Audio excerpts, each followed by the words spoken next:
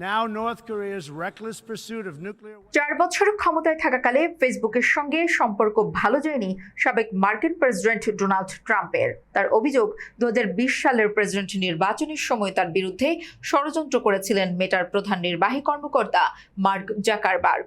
এ নিয়ে একটি বই লিখেছেন ট্রাম্প। আগামী সপ্তাহে ওই বইটি প্রকাশিত হওয়ার কথা রয়েছে। বিস্তারিত থাকছে ডেস্ক রিপোর্টে।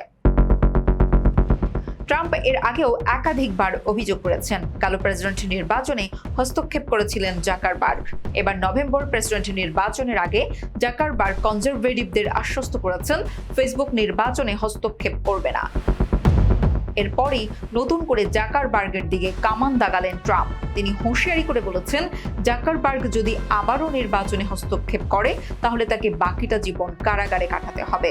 আগামী 3 সেপ্টেম্বর ট্রাম্পের লেখা সেভ আমেরিকা নামের ওই বইটি প্রকাশিত হবে।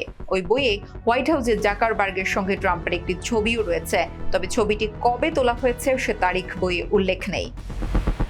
2020 সালে নির্বাচনী অবকাঠামো খাতে জাকারবার্গ ও তার স্ত্রী প্রিসিলা চ্যান $42 কোটি দিয়েছিলেন। ওই ঘটনাকেই নির্বাচনে হস্তক্ষেপ বলে দাবি করে আসছেন ট্রাম্প।